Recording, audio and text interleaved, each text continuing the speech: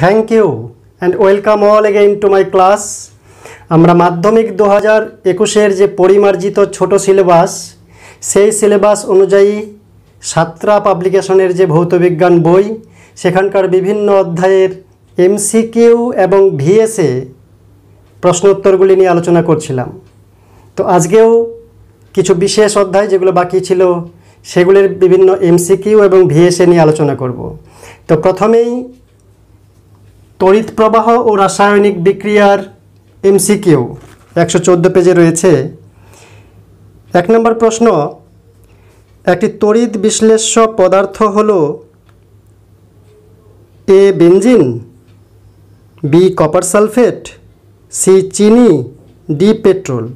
তড়িৎ বিশ্লেষ্য পদার্থ নিঃসন্দেহে জৈব যৌগগুলি হবে না।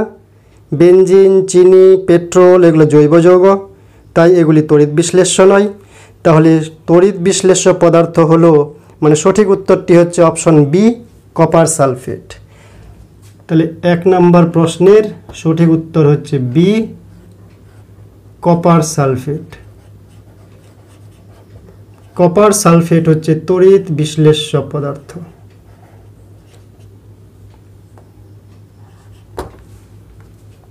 দুইয়ে আছে জলীয় দ্রবণে একটি মৃদু তড়িৎ বিশ্লেষ্য পদার্থ। মৃদু তড়িৎ বিশ্লেষ্য পদার্থ অপশন আছে H2SO4 সালফিউরিক অ্যাসিড, বিতে সোডিয়াম ক্লোরাইড NaCl, সিতে অ্যাসিটিক অ্যাসিড CH3COOH, ডিতে সোডিয়াম হাইড্রোক্সাইড NaOH।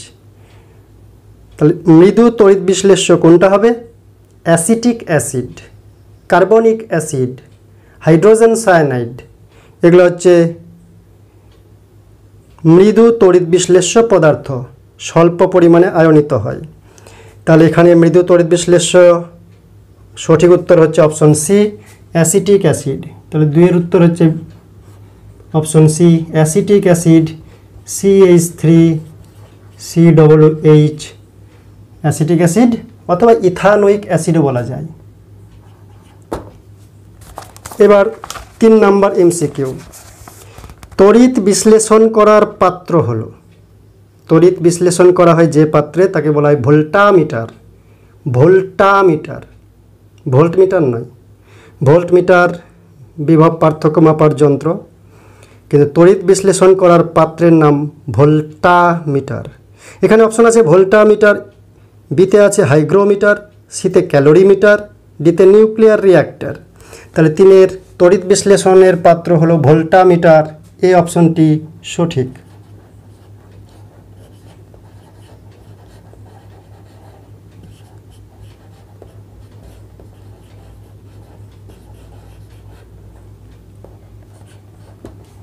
এমসিকিউ 4, লোহার দ্রব্যে কপারের তড়িৎ লেপন করতে তড়িৎ বিশ্লেষ্য রূপে কি ব্যবহার করা হয়?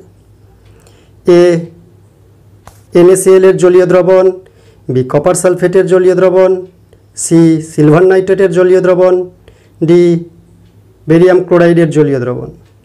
মনে রাখতে হবে যে পদার্থের তড়িৎ লেপন দিব সেই পদার্থকে বিশুদ্ধ পাত হিসাবে অ্যানোডে ব্যবহার করব, আর দ্রবণটাও আমরা যে পদার্থের তড়িৎ লেপন দিব সেই পদার্থের তড়িৎ বিশ্লেষ্য বা দ্রবণ আমরা ব্যবহার করব।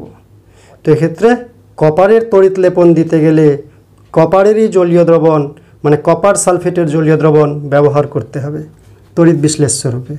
তাহলে কপারের তড়িৎ লেপন দিতে তড়িৎ বিশ্লেষ্য রূপে কী ব্যবহার করতে হবে? 4 এর অপশন বি কপার সালফেটের জলীয় দ্রবণ। তাহলে সঠিক উত্তর হচ্ছে অপশন বি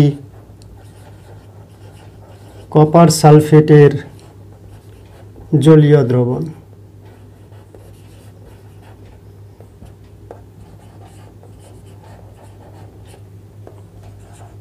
এমসিকিউ 5, জলের তড়িৎ বিশ্লেষণে তড়িৎদ্বার হিসাবে ব্যবহৃত হয়, জলের তড়িৎ বিশ্লেষণে তড়িৎদ্বার হিসাবে মানে ক্যাথোড অ্যানোড হিসাবে ব্যবহৃত হয় এ প্লাটিনাম পাত, না বি কপার পাত, না সি গ্রাফাইট পাত, ডি সিলভার পাত। ইম্পর্টেন্ট প্রশ্ন। জলের তড়িৎ বিশ্লেষণে তড়িৎদ্বার হিসাবে ব্যবহৃত হয় কি? প্লাটিনাম পাত। তাহলে অপশন এ সঠিক, প্ল্যাটিনাম পাত।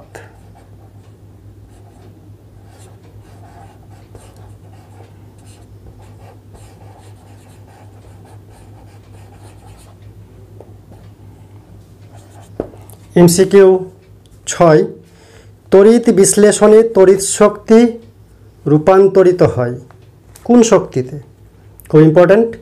তড়িৎ বিশ্লেষণে তড়িৎ শক্তি রূপান্তরিত হয় রাসায়নিক শক্তিতে।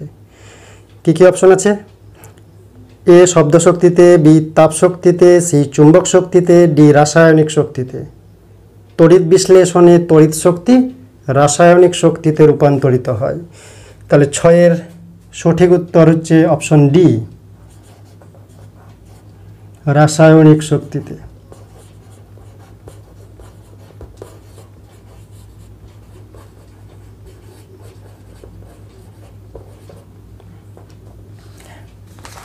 এবার হচ্ছে ভিএসএ,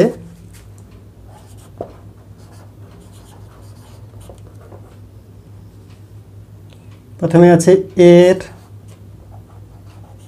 1, শূন্যস্থান পূরণ করো। তড়িৎগ্রস্ত পরমাণুকে ড্যাশ বলে?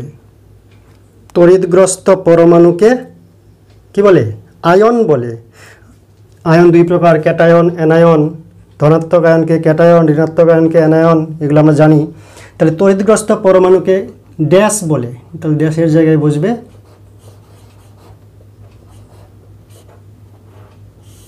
আয়ন। 2 নম্বর শূন্যস্থান, যে তড়িৎদ্বার ক্যাটায়নকে ইলেকট্রন প্রদান করে তাকে ড্যাশ বলে? মনে রাখতে বলেছিলাম ক্যাটায়ন যায় ক্যাথোডে, অ্যানায়ন যায় অ্যানোডে। তো ক্যাটায়ন ক্যাথোডে যাবে, গিয়ে কী করবে? ইলেকট্রন গ্রহণ করবে, করে প্রশম পরমাণুতে পরিণত হবে। তাহলে ইলেকট্রন গ্রহণ করছে, ইলেকট্রন কে দিচ্ছে? ক্যাথোড দিচ্ছে। তাহলে যে তড়িৎদ্বার ক্যাটায়নকে ইলেকট্রন প্রদান করে তাকে ড্যাশ বলে? ক্যাথোড বলে। ক্যাটায়ন যাবে যেখানে, সেই তড়িৎদ্বারটা হচ্ছে ক্যাথোড। তাই ক্যাটায়ন গিয়ে ইলেকট্রন গ্রহণ করবে যে তড়িৎদ্বার থেকে, বা যে তড়িৎদ্বার ইলেকট্রন প্রদান করবে তাকে কি বলে? ক্যাথোড। অত কিছু আমরা দেখব না, ক্যাটায়নের সম্পর্ক ক্যাথোডে, তাই এখানে ক্যাথোড বলা হয়। সেই তড়িৎদ্বারকে কি বলে? ক্যাথোড। অ্যানোড যার কাছে যাবে তাকে বলে অ্যানোড, অ্যানায়ন যার কাছে যাবে তাকে বলে অ্যানোড। 3 নম্বর শূন্যস্থান, তামার প্রলেপ দিতে বিশুদ্ধ ড্যাশ পাতকে অ্যানোড রূপে ব্যবহার করা হয়। যে পদার্থের তড়িৎ লেপন দিব সেই পদার্থের বিশুদ্ধ ধাতব পাত অ্যানোড রূপে ব্যবহার করতে হবে। অ্যানোডটা ক্ষয় হয়ে হয়ে ক্যাথোডে গিয়ে জমা হবে। তাই তামার প্রলেপ দিতে গেলে তামার বিশুদ্ধ পাতকে অ্যানোড রূপে ব্যবহার করতে হবে। তাহলে এখানে কি প্রশ্নটি রয়েছে?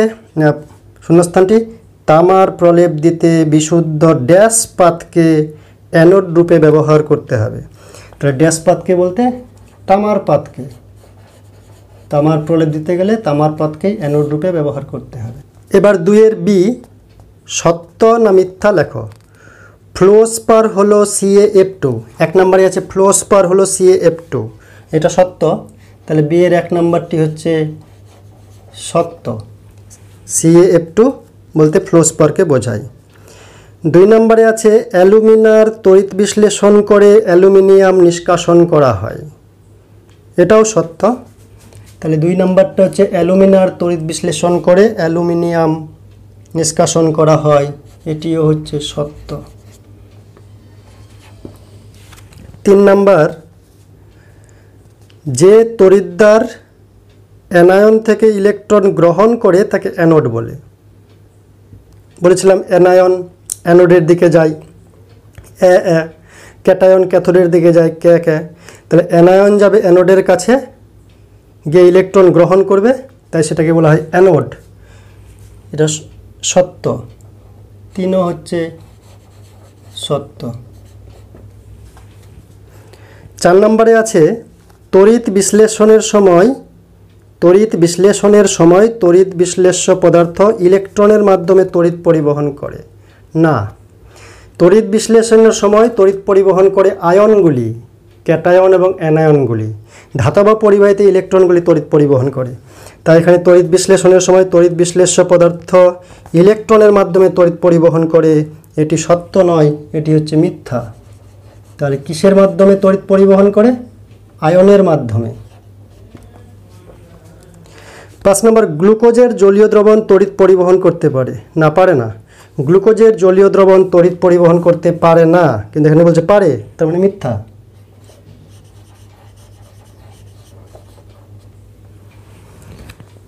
এবার আমরা এক কথায় উত্তর দাও সি নাম্বারেরগুলো। 1 নম্বর আছে, জলের তড়িৎ বিশ্লেষণে ক্যাথোড ও অ্যানোডে কী কী উৎপন্ন হয়? আমরা জানি যে ক্যাথোডে ক্যাটায়ন যাবে, মানে H+গুলো যাবে, তাই ক্যাথোডে হাইড্রোজেন, অ্যানোডে OH গুলো যাবে, গিয়ে ওখান থেকে অক্সিজেন পাওয়া যাবে। তাই ক্যাথোডে হাইড্রোজেন, অ্যানোডে অক্সিজেন উৎপন্ন হয়।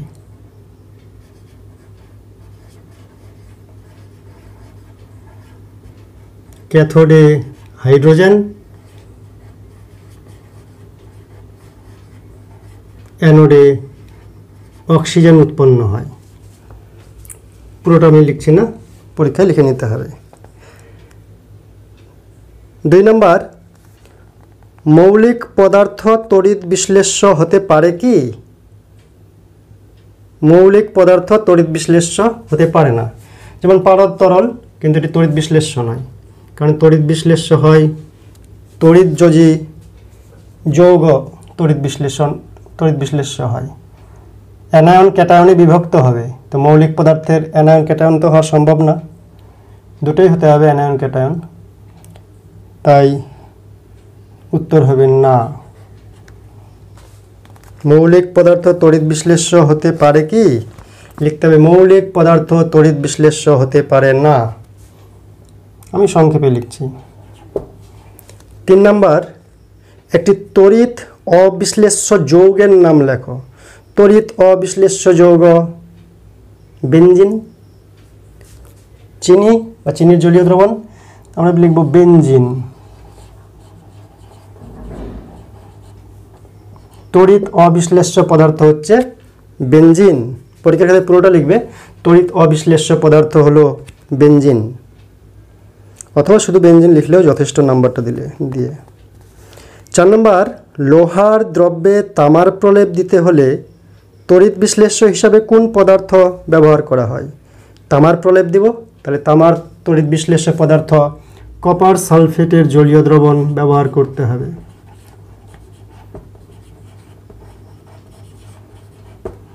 জলীয় দ্রবণ তড়িৎ বিশ্লেষ্য হিসাবে ব্যবহার করতে হবে যদি তামার তড়িৎ লেপন দিতে হয়, যার উপরেই দিই না কেন, এখানে লোহার উপর বলেছে। 5 নম্বর, তড়িৎ লেপনের উদ্দেশ্য কি?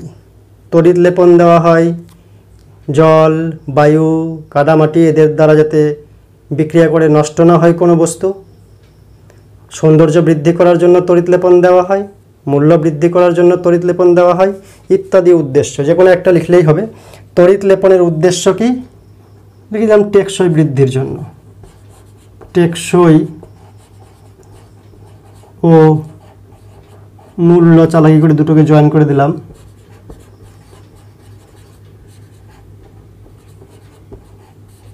বৃদ্ধির জন্য। 6 নম্বর আছে, বিশুদ্ধ জলে অল্প পরিমাণ সালফিউরিক অ্যাসিড যোগ করলে উৎপন্ন দ্রবণের তড়িৎ পরিবাহিতা বিশুদ্ধ জলের চাইতে বেশি হয় কেন? বিশুদ্ধ জল মৃদু তড়িৎ বিশ্লেষ্য পদার্থ, বিশুদ্ধ জল তড়িৎ পরিবহন করতে পারে না, তাই অল্প পরিমাণ লঘু সালফিউরিক অ্যাসিড মিশিয়ে দেওয়া হয়, তাহলেই তড়িৎ পরিবহন করতে পারে। তাহলে তবে বিশুদ্ধ জল মৃদু তড়িৎ বিশ্লেষ্য, বিশুদ্ধ জল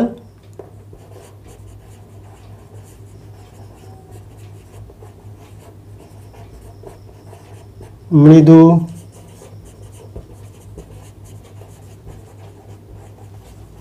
তড়িৎ বিশ্লেষ্য, তাই অল্প পরিমাণ সালফিউরিক অ্যাসিড মিশিয়ে তাকে তীব্র তড়িৎ বিশ্লেষ্যে রূপান্তর করা হয়। 7 নম্বর, কোনো তড়িৎ বিশ্লেষ্যের জলীয় দ্রবণের তড়িৎ বিশ্লেষণের সময় দ্রবণে তড়িতের বাহক কারা? ওই একই প্রশ্ন, ক্যাটায়ন অ্যানায়ন। তড়িতের বাহক কারা তড়িৎ বিশ্লেষণে? ক্যাটায়ন ও অ্যানায়ন, বা শুধু এক কথায় আয়নগুলি। ক্যাটায়ন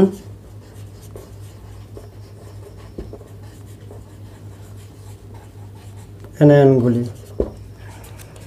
8 নম্বর, তড়িৎ বিশ্লেষণের সময় কোন শক্তি রাসায়নিক বিক্রিয়া ঘটানোর জন্য দায়ী?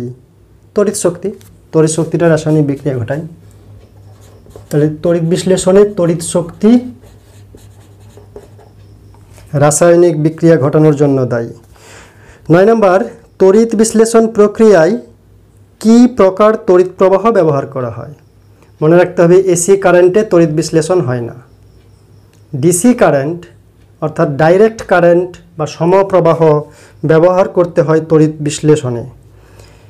তাহলে 9 নম্বরে আছে কি প্রকার তড়িৎ প্রবাহ? উত্তর হবে সমপ্রবাহ, ডাইরেক্ট কারেন্ট ব্যবহার করা হয়। 10 নম্বর, রূপার উপর সোনার প্রলেপ দিতে গেলে তড়িৎ বিশ্লেষ্য রূপে কি ব্যবহার করা হয়? কার প্রলেপ দিব? সোনার প্রলেপ। রূপার উপর, ওটা ইম্পর্টেন্ট না, সোনার প্রলেপ দিব। তাহলে সোনার তড়িৎ বিশ্লেষ্য পটাশিয়াম আর্জেন্টোসায়ানাইড ব্যবহার করতে হবে। যদি চিহ্নে লিখি পটাশিয়াম AgCN2, পটাশিয়াম আর্জেন্টোসায়ানাইড ব্যবহার করতে হবে। নাম লিখলে পটাশিয়াম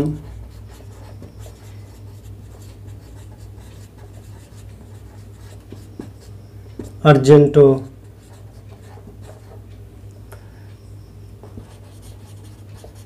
সায়ানাইড ব্যবহার করতে হবে। 11 নম্বর, কপার তড়িৎদ্বার ব্যবহার করে কপার সালফেটের জলীয় দ্রবণের তড়িৎ বিশ্লেষণে কোন আয়ন ক্যাথোডের দিকে যায়? ক্যাথোডের দিকে ধাবিত হবে ক্যাটায়নগুলি ক্যাথোডে যাবে। তো কপার সালফেট Cu+2 SO4-2 হবে। তো Cu+2 মানে কপার আয়নগুলি ক্যাথোডের দিকে ধাবিত হবে। তাহলে ক্যাটায়ন হচ্ছে কপার, তাহলে Cu+2 ক্যাথোডের দিকে যাবে।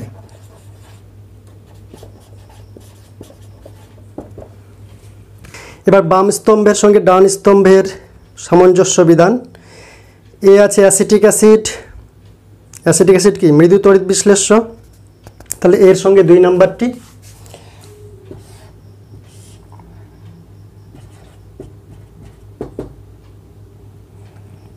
এটা ডি এর এ ম্যাচিং হলো 2 নম্বরে। বি এ আছে কস্টিক পটাশ। কস্টিক পটাশ মানে KOH, তীব্র তড়িৎ বিশ্লেষ্য। তাহলে এটা 1 নম্বরের সঙ্গে ম্যাচিং হচ্ছে, বাম দিক ডান দিক মিলাবো। সি আছে সোনার প্রলেপ। তাহলে সোনা হচ্ছে পটাশিয়াম অরোসায়ানাইডের তড়িৎ বিশ্লেষ্য লাগবে। রূপার প্রলেপ দিতে গেলে রূপার তড়িৎ বিশ্লেষ্য পটাশিয়াম আর্জেন্টোসায়ানাইড ব্যবহার করতে হবে। তাহলে সি তার সঙ্গে মিলবে 4 নম্বরটি, আর ডি তার সঙ্গে মিলবে 3 নম্বরটি। এভাবে আমরা স্তম্ভ ম্যাচিং করব। রাসায়নিক বন্ধন এবার 108 পেজে রয়েছে। 1 MCQ 1 নম্বরটি রয়েছে, একটি ধ্রুবীয় দ্রাবক হলো এ অ্যালকোহল, বি বেনজিন, সি জল, ডি কেরোসিন। তাহলে ধ্রুবীয় দ্রাবক কোনটি? মনে রাখতে হবে ধ্রুবীয় দ্রাবক হচ্ছে জল। H2O, এই অণুটির মধ্যে পোলারিটি রয়েছে, প্লাস মাইনাস রয়েছে, তাই এটি হচ্ছে ধ্রুবীয় দ্রাবক। এবং ধ্রুবীয় দ্রাবকে তড়িৎযোজী যৌগগুলি দ্রবীভূত হয়। তাই 1 নম্বরের ধ্রুবীয় দ্রাবক কোনটি সঠিক উত্তর? মনে রাখতে হবে সি জল, এটি হচ্ছে ধ্রুবীয় দ্রাবক। 2 কি রয়েছে MCQ? নিষ্ক্রিয় মৌলের পরমাণুর সবচেয়ে বাইরের কক্ষের ইলেকট্রন সংখ্যা কত? নিষ্ক্রিয় মৌলের পরমাণুর সবচেয়ে বাইরের কক্ষে, যোজ্যতা কক্ষে, সর্ববহিস্থ কক্ষপথে 8টি ইলেকট্রন থাকে। কয়টি? 8টি ইলেকট্রন। হিলিয়াম বাদে, হিলিয়ামের 2টি থাকে। তো তো বেশিরভাগ নিষ্ক্রিয় মৌলের সবচেয়ে বাইরের কক্ষে 8টি ইলেকট্রন থাকে। এখানে কি কি অপশন আছে? এতে 6, বি 7, সি 4, ডি 8। তাহলে 6টা না 7টা না 4টা না 8টা? তো সঠিক উত্তর হচ্ছে 8টা, মানে ডি অপশন, 8টা ইলেকট্রন থাকে, এটি সঠিক। 3 এমসিকিউ, আয়নীয় বন্ধন গঠিত হয়, তড়িৎজয়ী যৌগ বা আয়নীয় বন্ধন গঠিত হয় কার কার মধ্যে? এই অপশনে আছে দুটি ভিন্ন ধাতব মৌলের পরমাণুর মধ্যে, দুটো ধাতব মৌলের পরমাণুর মধ্যে।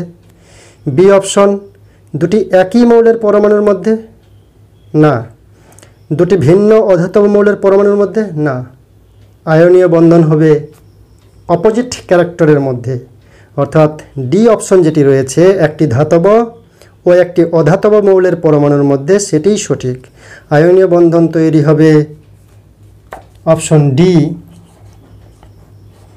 একটি ধাতব ও একটি অধাতব মৌলের পরমাণুর মধ্যে।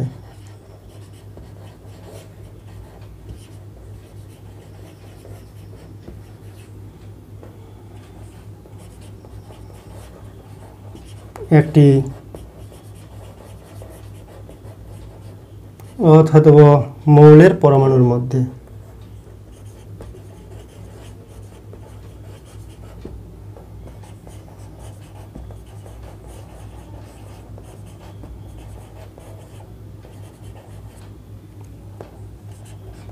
এমসিকিউ 4, নিচের কোনটিতে সমযোজী বন্ধন বর্তমান? আমরা জানি সমযোজী যৌগ হাইড্রোজেনের বেশিরভাগ যৌগই হচ্ছে সমযোজী, ধাতব হাইড্রাইড বাদ দিয়ে, সোডিয়াম হাইড্রাইড, লিথিয়াম হাইড্রাইড এগুলো বাদ দিয়ে বেশিরভাগ হাইড্রোজেনযুক্ত যৌগ হচ্ছে সমযোজী। তো এখানে কি কি অপশন আছে? A HCl, B NaCl, C LiH, D CaO। মানে হাইড্রোজেন ক্লোরাইড না সোডিয়াম ক্লোরাইড না লিথিয়াম হাইড্রাইড না calcium oxide? Sodium chloride, calcium oxide ধাতব যৌগ, তারা নিঃসন্দেহে তড়িৎযোজী। লিথিয়াম হাইড্রাইড, লিথিয়ামটা হচ্ছে ধাতু, তাই লিথিয়াম হাইড্রাইড হাইড্রোজেন থাকলেও সেটি তড়িৎযোজী। তাহলে এখানে সমযোজী যৌগ কোনটি বা সমযোজী বন্ধন কোথায় পাওয়া যাবে? এ অপশন HCl, হাইড্রোজেন ক্লোরাইডের মধ্যে। তাই সমযোজী বন্ধন বর্তমান 4-এর সঠিক উত্তর হচ্ছে অপশন এ, HCl। HCl রয়েছে সমযোজী বন্ধন। লিথিয়াম হাইড্রাইড এটা কিন্তু তড়িৎযোজী বন্ধনে রয়েছে। অপশন প্রশ্ন বলছি এমসিকিউ 5, নাইট্রোজেন পরমাণুর বাইরের কক্ষের ইলেকট্রন সংখ্যা কত? নাইট্রোজেন পরমাণুর বাইরে মোট পরমাণু ইলেকট্রন হচ্ছে 7টি, কে কক্ষপথে 2টি, তাহলে এল কক্ষপথে 5টি ইলেকট্রন থাকবে। এখানে অপশন আছে 5টি, 6টি, 7টি, 8টি। নাইট্রোজেনের বাইরের কক্ষে কয়টি থাকবে তাহলে? অপশন এ 5টি। যেহেতু মোট 7টি, প্রথম কক্ষে 2টি থেকে যাচ্ছে, তাহলে তারপরের কক্ষে 5টি, মানে বাইরের কক্ষে 5টি ইলেকট্রন থাকবে। 6 নম্বর এমসিকিউ, একটি সমযোজী ত্রিবন্ধনযুক্ত যৌগ হলো, সমযোজী যৌগ কিন্তু ত্রিবন্ধন থাকবে। আমরা বলেছি যে ত্রিবন্ধনযুক্ত যৌগ হচ্ছে অ্যাসিটিলিন C2H2। এখানে এতে আছে জল, হবে না। বিতে কার্বন ডাইঅক্সাইড, হবে না। সিতে আছে C2H2, ডিতে আছে CH4, এখানে এক বন্ধন রয়েছে, তাই অপশন হচ্ছে সি অপশনটি হচ্ছে সঠিক। C2H2 মানে অ্যাসিটিলিন বা ইথাইন, এটি হচ্ছে সমযোজী যৌগ ত্রিবন্ধনওয়ালা। 3টি সমযোজী বন্ধন রয়েছে কার্বনের মধ্যে, কার্বনের মধ্যে ত্রিযোজী বন্ধন রয়েছে। 7 নম্বর, নিচের কোনটি আয়নীয় যৌগ বা তড়িৎযোজী যৌগ? HCl না, সমযোজী যৌগ। CH4 সমযোজী যৌগ, হাইড্রোজেন রয়েছে আর অধাতু রয়েছে। সি নাম্বার অপশন আছে ম্যাগনেসিয়াম ক্লোরাইড MgCl2, ধাতব যৌগ, তাই এটি তড়িৎযোজী যৌগ বা আয়নীয় যৌগ, সি অপশনটি সঠিক। আর ডিতে কি আছে সেটাও দেখে নেব, অ্যামোনিয়া NH3, সেটা হচ্ছে সমযোজী যৌগ। তাহলে এ বি ডি তিনটাই হচ্ছে সমযোজী, তাহলে আয়নীয় যৌগ কোনটি? অপশন সি MgCl2 বা ম্যাগনেসিয়াম ক্লোরাইড, এটি হচ্ছে আয়নীয় যৌগ বা তড়িৎযোজী যৌগ। এবার 2-এ VSA, very short answer question. তার এ, অপশন এ শূন্যস্থান। কি আছে? ড্যাশ যৌগগুলি সাধারণত ধ্রুবীয় দ্রাবকে দ্রাব্য। ধ্রুবীয় দ্রাবকে দ্রাব্য হচ্ছে তড়িৎযোজী বা আয়নীয় যৌগগুলি। তাহলে ড্যাশ যৌগগুলি, ড্যাশের জায়গায় কি বুঝবে? 1 নম্বরে আয়নীয় যৌগ বা তড়িৎযোজী যৌগ। আয়নীয় যৌগগুলি ধ্রুবীয় দ্রাবকে দ্রাব্য, আর সমযোজী যৌগগুলি জৈব দ্রাবকে দ্রাব্য। 2 নম্বর, ইলেকট্রন গ্রহণ বর্জনের মাধ্যমে যৌগ গঠনের ক্ষমতাকে ড্যাশ বলে। ইলেকট্রন গ্রহণ বর্জনের মাধ্যমে ধনাত্মক আয়ন ঋণাত্মক আয়নে পরিণত হবে, তারপর স্থির তড়িৎ আকর্ষণে যুক্ত হবে। এটাকে বলে তড়িৎযোজ্যতা। এই ক্ষমতাকে বলে তড়িৎযোজ্যতা বা আয়নীয় যোজ্যতা। তাহলে কি বলে এই ক্ষমতাকে? তড়িৎ যোজ্যতা।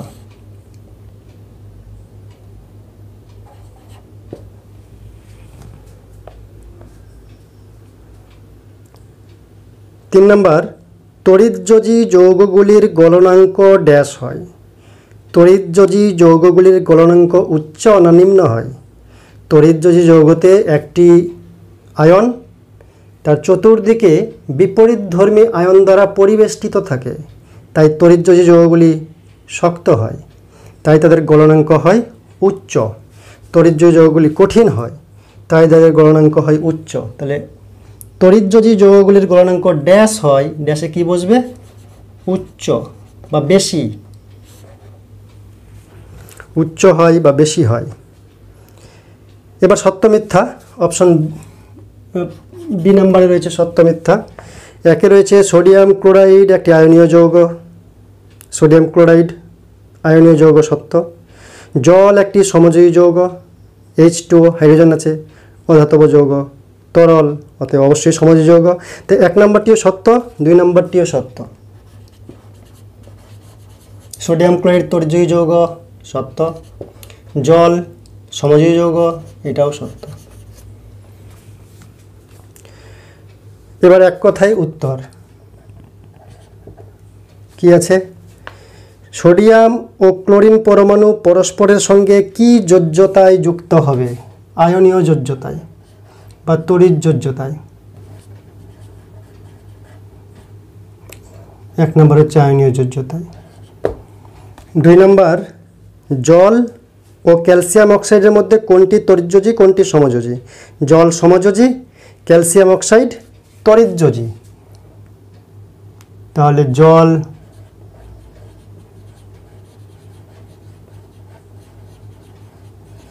সমযোজী আর ক্যালসিয়াম অক্সাইড তড়িৎযোজী।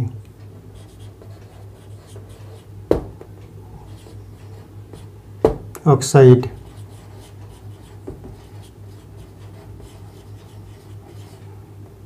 তড়িৎযোজী পুরোপুরি লিখবে।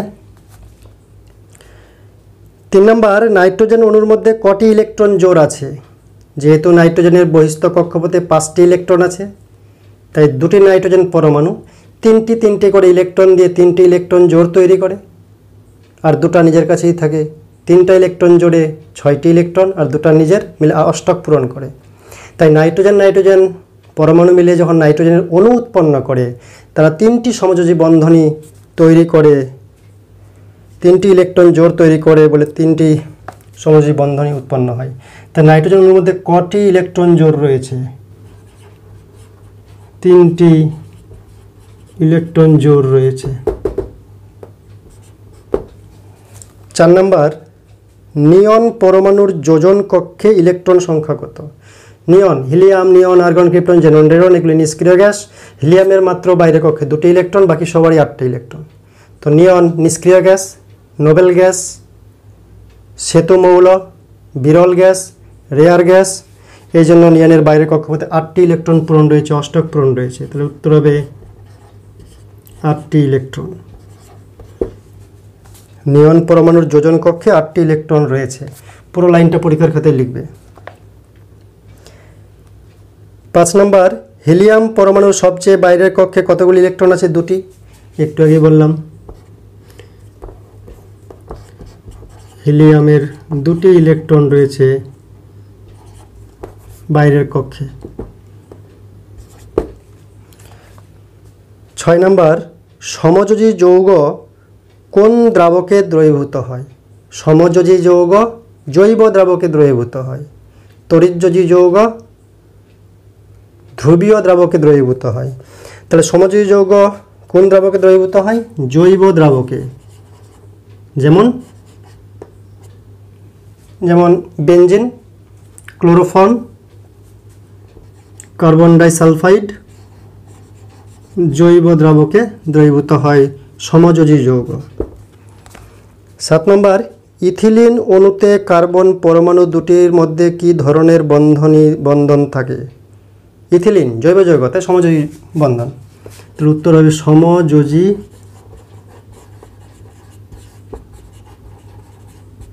বন্ধন থাকে ইথিলিন অণুতে। পুরো লাইনটা লিখবে।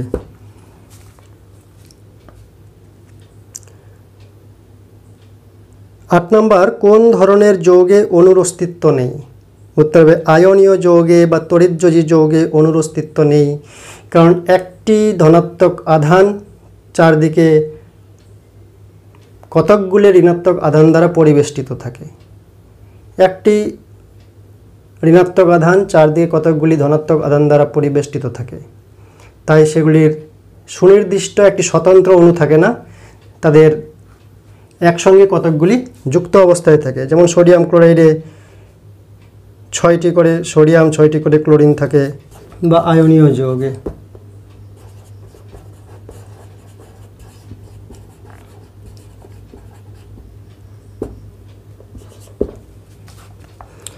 নয় নাম্বার, F2 এর লুইস ডট চিত্র গঠন করো। F2 মোট 9টি ইলেকট্রন। তাহলে কে কক্ষপথে 2টি, এল কক্ষপথে 7টি। 1 2 3 4 5 6 7। 1 2 3 4 5 6 7। তাহলে অষ্টক পূরণের জন্য এ একটি ইলেকট্রন দিবে, এও একটি ইলেকট্রন দিবে, দিয়ে তৈরি করবে এফ।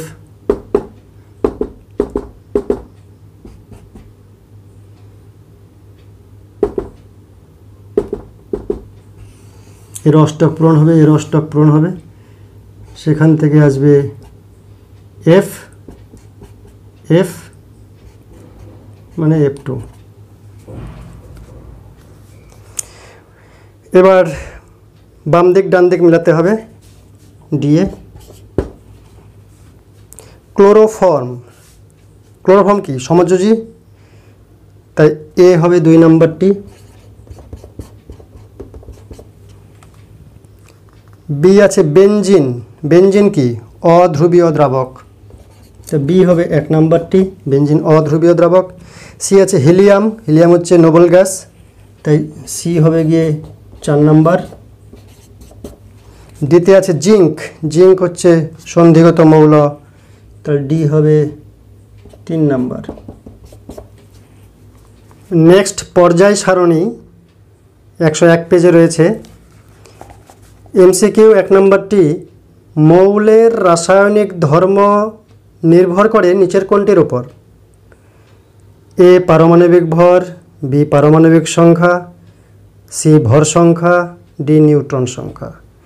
মৌলের রাসায়নিক ধর্ম নির্ভর করে পারমাণবিক সংখ্যা বা প্রোটন সংখ্যার উপর, অর্থাৎ পরমাণু ক্রমাঙ্কের উপর।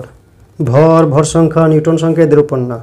প্রোটন সংখ্যার উপর মানে পারমাণবিক সংখ্যার উপর মানে পরমাণু ক্রমাঙ্কের উপর।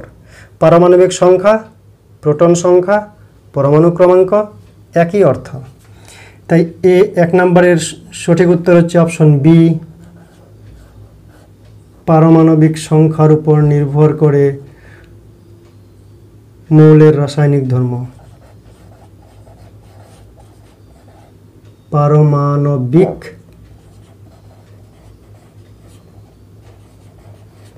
সংখ্যা।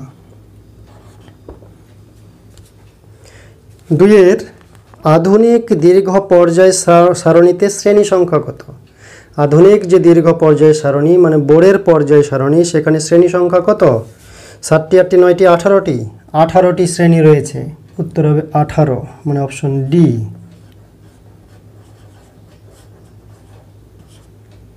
18টি শ্রেণী আধুনিক দীর্ঘ পর্যায় সারণীতে, আর মেন্ডেলিভের ছিল 8টি। মেন্ডেলিভের সংশোধিত পর্যায় সারণীতে শ্রেণী ছিল 9টি, আর লাস্টে 18টি। 3 নাম্বার এমসিকিউ, পর্যায় সারণীতে মোট পর্যায় সংখ্যা 7 না 8 না 9 না 18? পর্যায় সংখ্যা 7। মেন্ডেলিভের পর্যায় সারণী বলি, তার সংশোধিত পর্যায় সারণী বলি, বা আধুনিক দীর্ঘ পর্যায় সারণী বলি, পর্যায় হচ্ছে 7টি, মানে হরাইজন্টাল হচ্ছে 7টি লাইন, তাহলে হবে 7টি পর্যায়।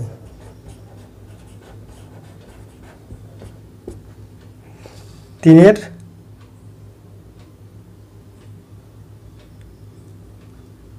ডি না, এ অপশনে আছে 7, এটা হবে এ। 2 ছিল ডিতে। 4 নম্বর এমসিকিউ, নিষ্ক্রিয় মৌলগুলি পর্যায় সারণীতে কোন শ্রেণীতে অবস্থান করে? নিষ্ক্রিয় মৌলগুলি নোবেল গ্যাস, রেয়ার গ্যাস, সেতু মৌল, এগুলা একেবারে লাস্টে 1 নং, 2 নং, 17 নং, 18 নং, কত নম্বর শ্রেণীতে? 18 নম্বর শ্রেণীতে। তাহলে 4-এর উত্তর হবে ডি, 18 নং শ্রেণীতে অবস্থান করে। 5 নাম্বার,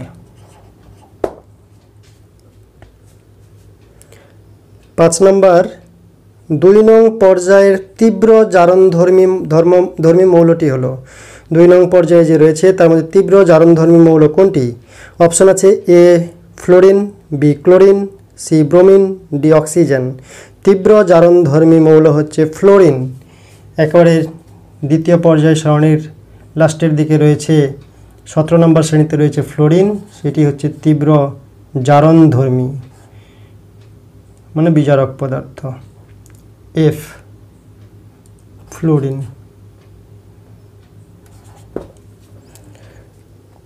একটি ক্ষারীয় মৃত্তিকা ধাতু, ক্ষারীয় মৃত্তিকা, ক্যালসিয়াম, ম্যাগনেসিয়াম। এখানে কী কী আছে অপশন?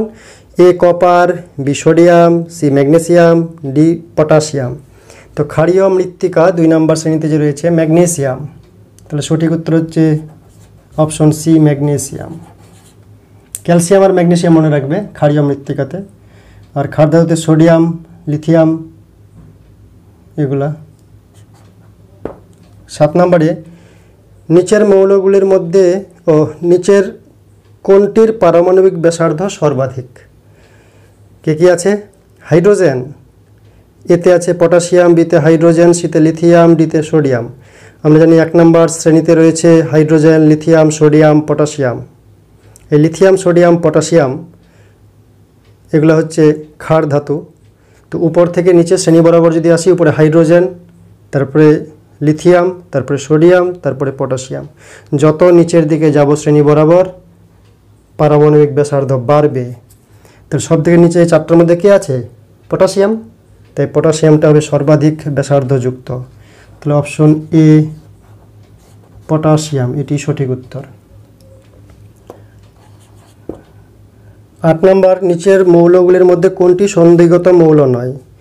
লোহা সন্ধিগত মৌল, কোবাল্ট সন্ধিগত মৌল, ক্যালসিয়াম, ক্যালসিয়াম সন্ধিগত মৌল নয়। ক্যালসিয়াম, ম্যাগনেসিয়াম এগুলি হচ্ছে ক্ষারীয় মৃত্তিকা, তাই এখানে যে ক্যালসিয়াম আছে এটি সন্ধিগত মৌল নয়, এটি ক্ষারীয় মৃত্তিকা। লাস্টে ডি আছে ক্রোমিয়াম, ওটিও সন্ধিগত মৌল।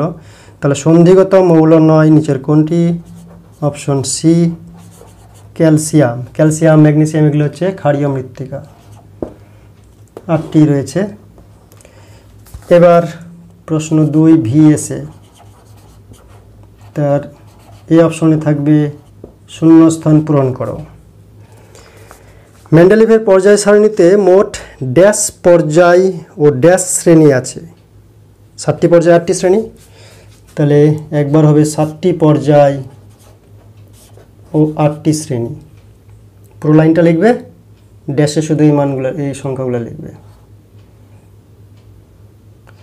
এর 1 নম্বর, 2 নম্বর, 2 নম্বরে কি আছে? থোরিয়াম থেকে লরেন্সিয়াম পর্যন্ত মৌলগুলিকে ড্যাশ বলে? অ্যাক্টিনাইডস। থোরিয়াম থেকে লরেন্সিয়াম 14টা মৌল আছে যাদেরকে বলা হয় অ্যাক্টিনাইডস।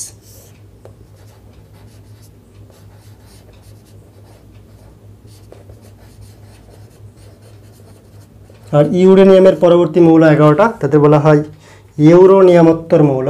কিন্তু এখানে 14টা মৌল থোরিয়াম থেকে লরেন্সিয়াম পর্যন্ত। কিন্তু ইউরেনিয়ামের পরে যদি বলতো নেপচুনিয়াম থেকে লরেন্সিয়াম তাহলে ইউরেনিয়ামোত্তর হতো 11টা। কিন্তু থোরিয়াম থেকে লরেন্সিয়াম 14টা মৌল, তাদেরকে বলে অ্যাক্টিনাইডস। 3 নম্বরে বলছে পর্যায় সারণীতে মৌলগুলির ধর্মের পরিবর্তন ড্যাশ হয়। পর্যায় সারণীতে যেগুলো মৌলের যে ধর্মের পরিবর্তন সেটা পর্যায়ানুক্রমিক হয়, পর্যায় অনুক্রমিক। তাহলে অপশনে ড্যাশে বসবে পর্যায়ানুক্রমিক, পর্যায়ানুক্রমিক।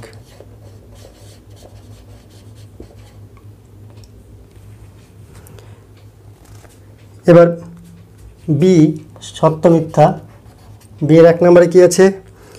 ইউরেনিয়ামোত্তর মৌলের সংখ্যা 11টি। সত্য, ইউরেনিয়ামোত্তর মৌল হচ্ছে 11টি। 2 নম্বরে আছে হাইড্রোজেন 17 নং শ্রেণীতে রয়েছে। হাইড্রোজেন দুষ্ট মৌল, 1 নং শ্রেণীর ক্ষার ধাতু। আর 17 নম্বর শ্রেণীর যে হ্যালোজেন মৌল রয়েছে তাদের সঙ্গে ধর্মের মিল রয়েছে, তাই 1 নং শ্রেণীতেও রাখা যায়, 17 নং শ্রেণীতেও রাখা যায়। কিন্তু পর্যায় সারণীতে 1 নং শ্রেণীতেই হাইড্রোজেন মৌলকে স্থান দেওয়া হয়েছে, তাই হাইড্রোজেন 17 নং শ্রেণীতে আছে, এটি মিথ্যা। রাখা যায় কিন্তু পর্যায় সারণীতে 1 নং পজিশনে রয়েছে, ইলেকট্রন বিন্যাসের ভিত্তিতে 1 নং শ্রেণীতে রাখা হয়েছে। তাই 17 নং শ্রেণীতে হাইড্রোজেন রয়েছে, দুষ্ট মৌলটা রয়েছে, এটা মিথ্যা। এবার এক কথায় উত্তর দাও, মেন্ডেলিফের পর্যায় সারণীতে কয়টি পর্যায় আছে? 7টি পর্যায়। মেন্ডেলিফের পর্যায় সারণীতে কয়টি পর্যায়? 7টি পর্যায়। সংশোধিত পর্যায় সারণীতে সেখানেও 7টি পর্যায়। আধুনিক দীর্ঘ পর্যায় সারণীতে সেখানেও 7টি পর্যায়। শ্রেণী পাল্টাপাল্টি করেছে। মেন্ডেলিফের পর্যায় সারণীতে 8টি শ্রেণী, যেহেতু নিষ্ক্রিয় গ্যাসগুলি আবিষ্কার হয়নি। সংশোধিত পর্যায় সারণীতে 9টি শ্রেণী, আর আধুনিক দীর্ঘ পর্যায় সারণীতে 18টি শ্রেণী রয়েছে। 2 নম্বর প্রশ্ন, মৌলের রাসায়নিক ধর্ম কিসের উপর নির্ভর করে? পারমাণবিক সংখ্যার উপর। পারমাণবিক সংখ্যা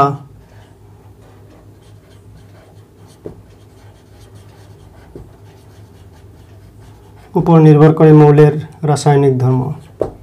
এই প্রশ্ন, একই প্রশ্ন।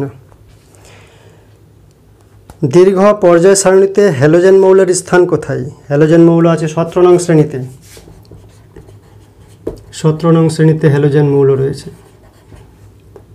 18 নং শ্রেণীতে রয়েছে নিষ্ক্রিয় গ্যাস, নোবেল গ্যাস, শ্বেত মৌল, বিরল গ্যাস যাদেরকে বলা হয়, তারা 18 নং শ্রেণীতে। 17তে রয়েছে halogen, fluorine, chlorine, bromine, iodine, astatine. 4 নম্বর, 1 নং শ্রেণীর মৌলগুলির অক্সাইড আম্লিক না ক্ষারীয়? 1 নং শ্রেণীকে বলা হচ্ছে ক্ষার ধাতু, তাই তাদের অক্সাইডগুলি হবে ক্ষারীয়।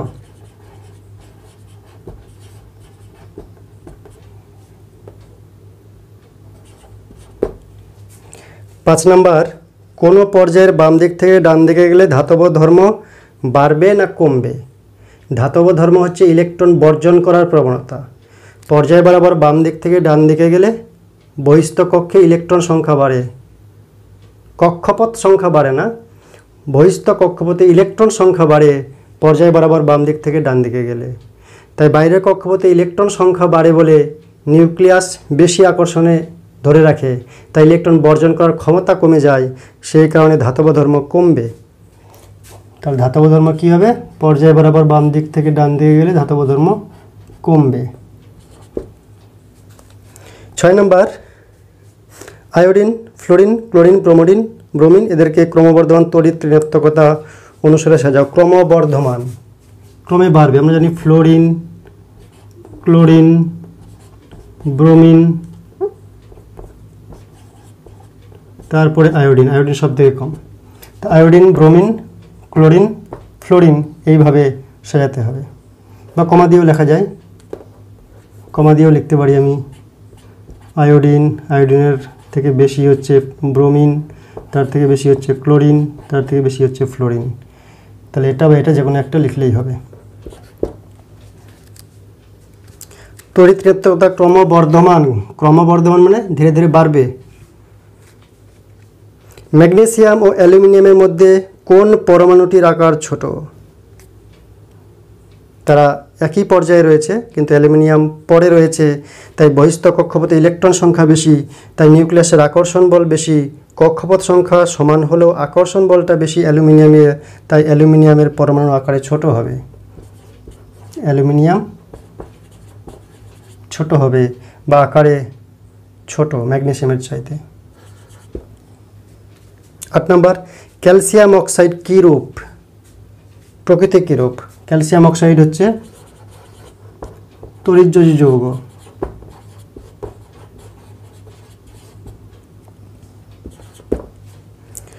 9 নম্বর, হিলিয়ামের যোজ্যতা কত? হিলিয়ামের যোজ্যতা, হিলিয়াম তো নিষ্ক্রিয় গ্যাস, তার যোজ্যতা হচ্ছে 0। মৌলের কোন ধর্মটি পর্যায়গত নয়? খুব ইম্পর্ট্যান্ট, তেজস্ক্রিয়তা মৌলের পর্যায়গত ধর্ম নয়।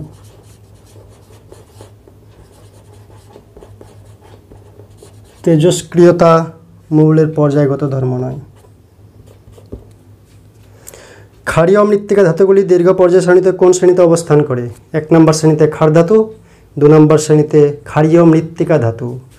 যেহেতু ভূত্বকে বেশি পরিমাণে পাওয়া যায়, তাই ক্ষারীয় মৃত্তিকা কয় নম্বর শ্রেণীতে? 2 নং শ্রেণীতে। এরপরে ডি, বাম স্তম্ভ ডান স্তম্ভ মিলাতে হবে। এ আছে সন্ধিগত মৌল, এ সন্ধিগত মৌল। 2 আছে প্লুটোনিয়াম। বিতে আছে পর্যায় সারণীতে যে কোনো পর্যায়ে বাম দিক থেকে ডান দিকে গেলে তড়িৎ ঋণাত্মকতা ক্রমশ বাড়ে, তাহলে বি এর সঙ্গে 1 নাম্বার। সি এর সঙ্গে, সিতে কি আছে? ডোবেরিনার ত্রয়ী সূত্র, তা সি এর সঙ্গে 4 আছে ত্রয়ী সূত্র। ডিতে আছে একটি ইউরেনিয়ামোত্তর মৌল, 3 আছে নিকেল। ওকে।